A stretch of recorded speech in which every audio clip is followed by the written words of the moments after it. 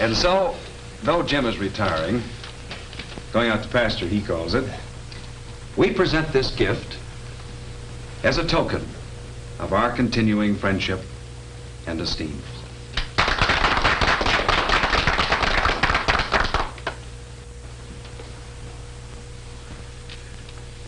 Well, fellas, I really can't tell you how much this means to me. But I can tell you that this truly wonderful gift will be a constant reminder of your friendship and the help you've given me. And through the years, I shall always remember the pride I feel this evening in having won your companionship and good opinion. Thank you. Thank you from the bottom of my heart. Old acquaintance be forgot and never brought to mind. Should old acquaintance be forgot in the days of old lang syne. For old lang syne, my dear, for old lang syne, we'll take a cup of kind. I'm so proud. Oh, just wait till the gang sees this.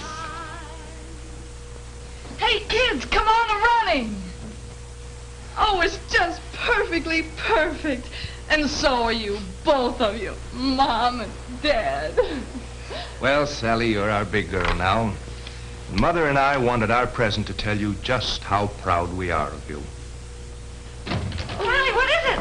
Look, Mrs. Brown. Oh, my God. Oh, yes, it's beautiful. I go through chemistry twice for something like that.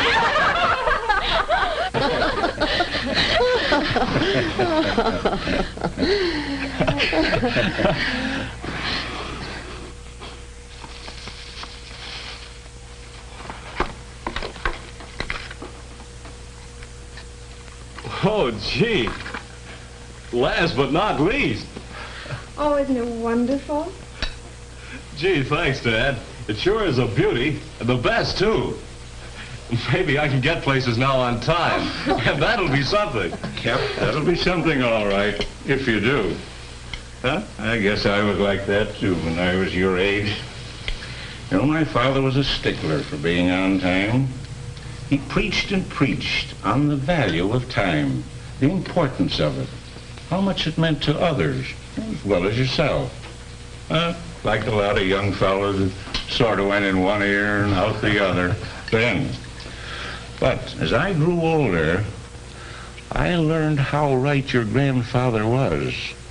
He always felt that promptness and consideration for the time of others was a mark of character and integrity.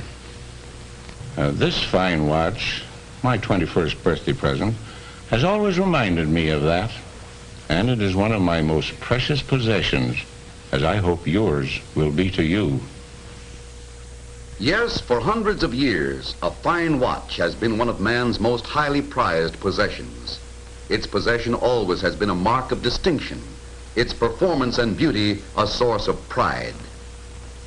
When the first watches were made, they were so ornate and expensive that only monarchs and the wealthy could own them.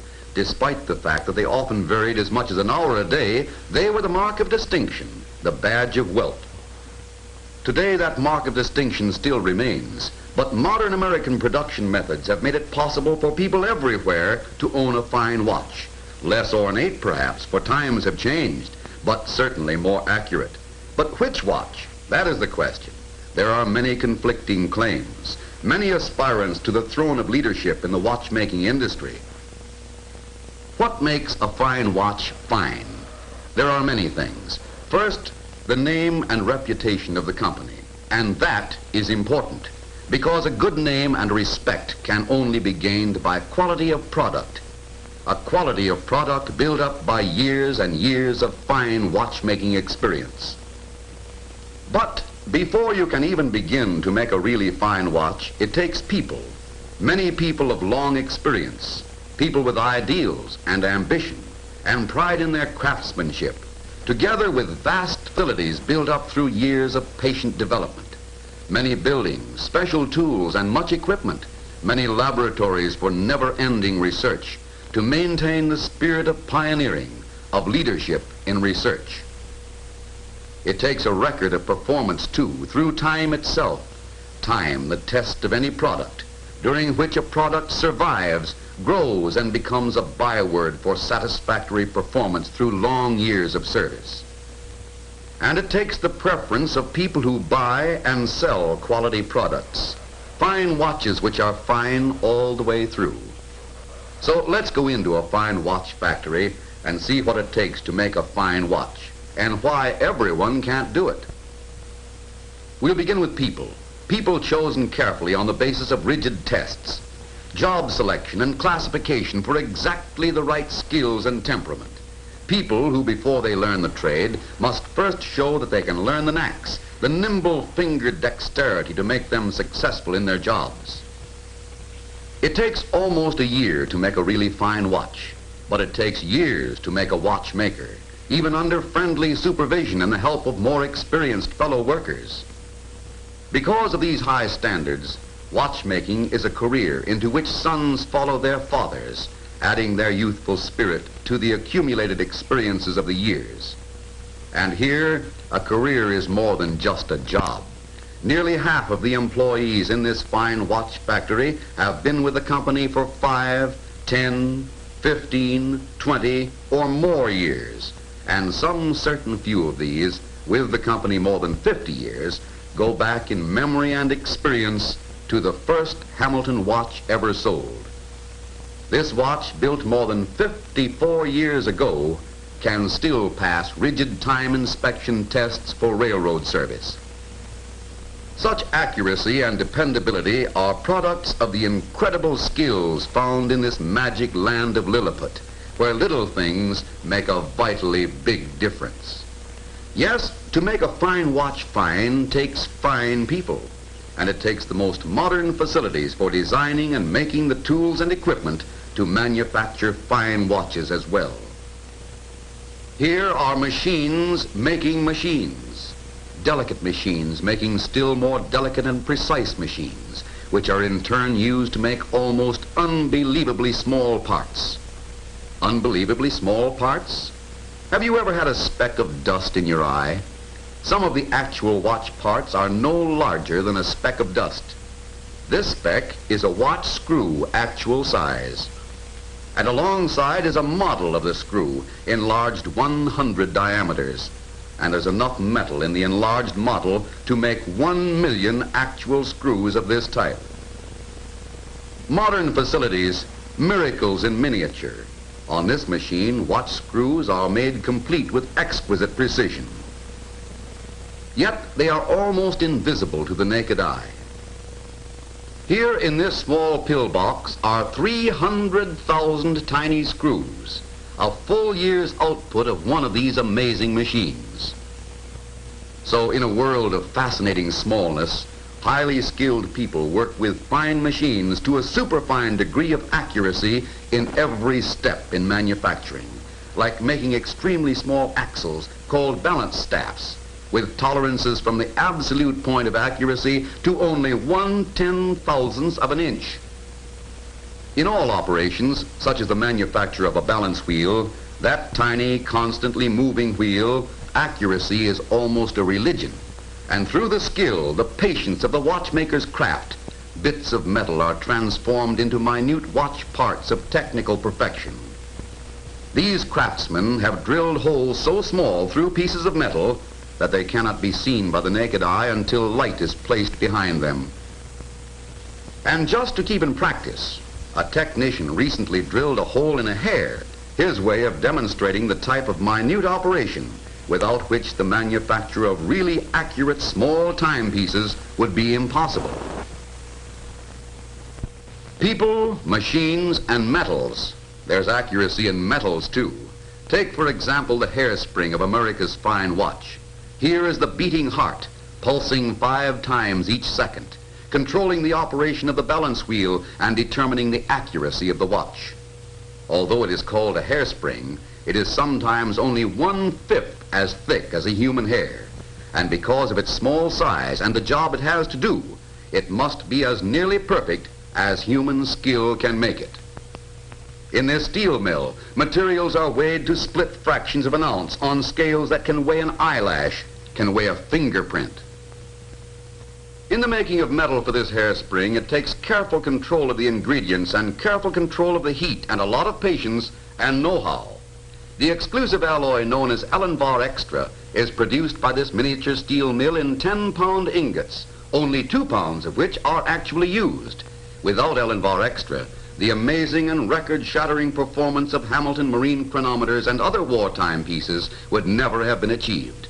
It is now used in all watches made by this company. When you are making the finest hairsprings in the world, you watch that raw material like an incubator baby. A half-ton a year total output and only 25 pounds of that usable. Steel alloy, much more precious than gold, ounce for ounce, when it's made into hairsprings. A pound of Allenvar Extra hairsprings would be worth nearly $1 million. Although it does its part to make a fine watch fine, finished alloy is only a raw material. Before it can be used, it must be fabricated, shaped to its purpose. So the ingot is forged into a rod. The rod is turned and swedged, beaten and stretched, and then processed and extended to 60,000 times its original length. From a 20-inch rod, 20 miles of mirror-finished ribbon, finer than a hair, produced from start to finish under exacting laboratory conditions for quality control. But there's still more to it than that.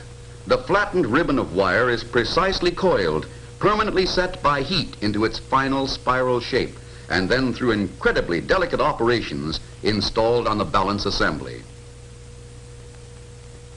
Did we say that the hairspring is the heart of time? Did we say that the accuracy of a really fine watch is determined to a large degree by the accuracy of its tiny hairspring and balance wheel?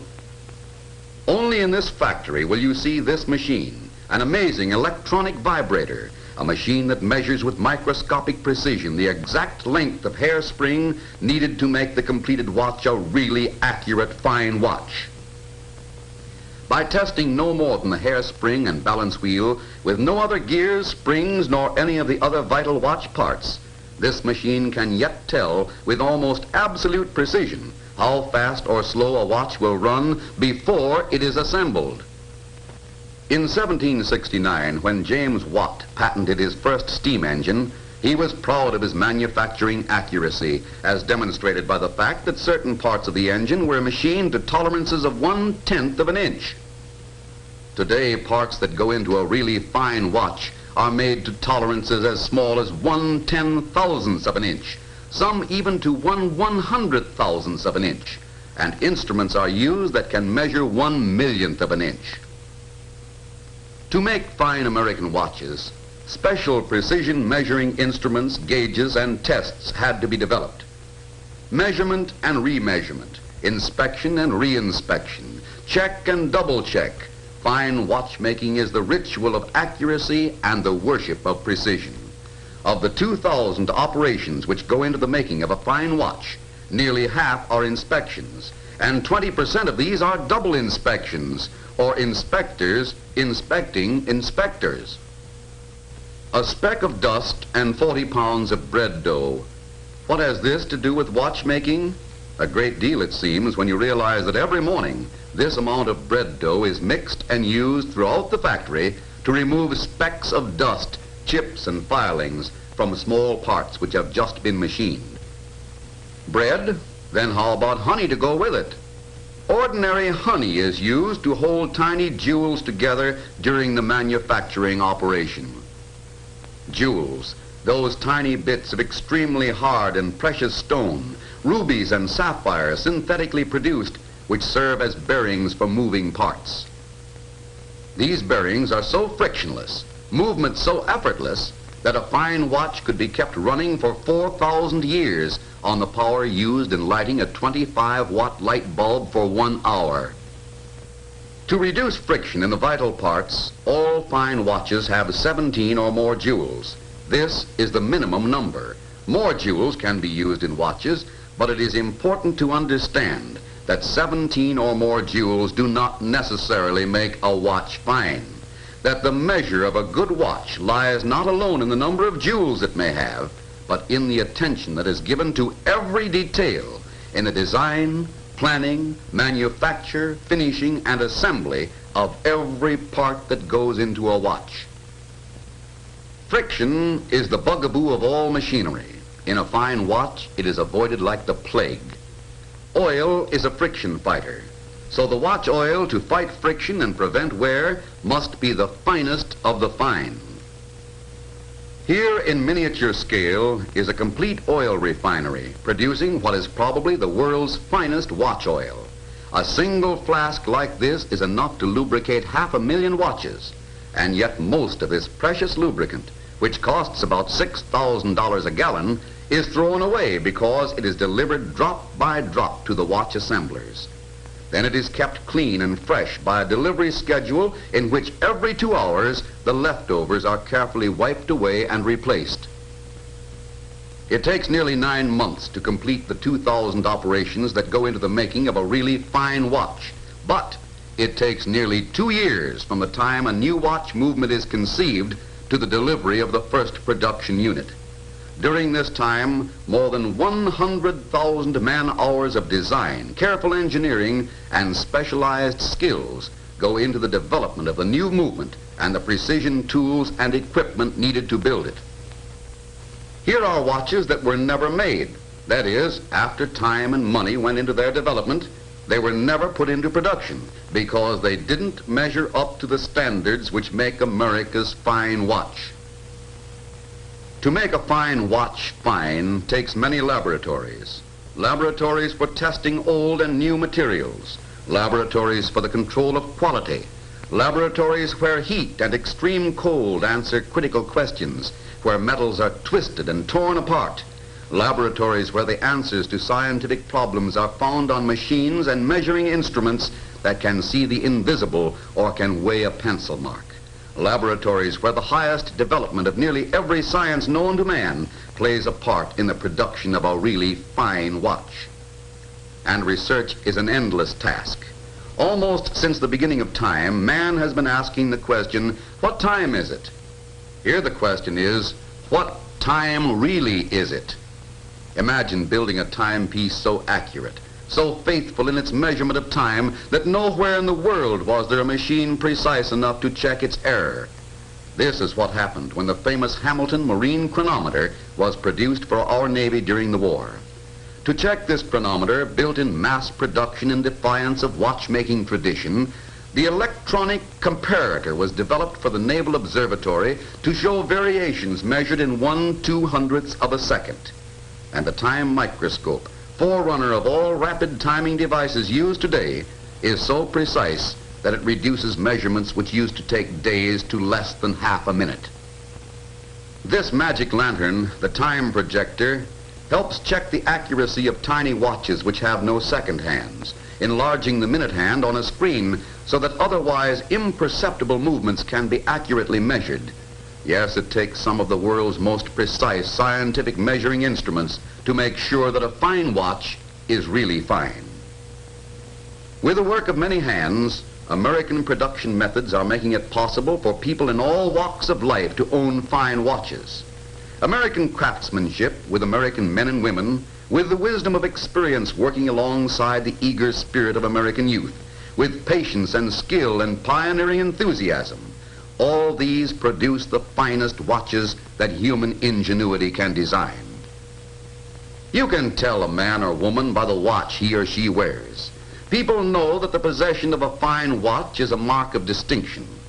And fine jewelers everywhere know the story behind a fine watch, the inside story that makes the vital difference, for they hear the words of praise and of satisfaction, or the words of complaint and regret. Even more today than in days of old, a fine watch is a precious possession and a highly prized gift. Few other gifts are so appropriate, so long-lasting, so much a source of pride to both giver and recipient, and few possessions serve with such usefulness as that modern miracle in miniature, that lifelong friend and faithful servant, your watch. your fine watch. And that's what makes a fine watch really fine, all the way through.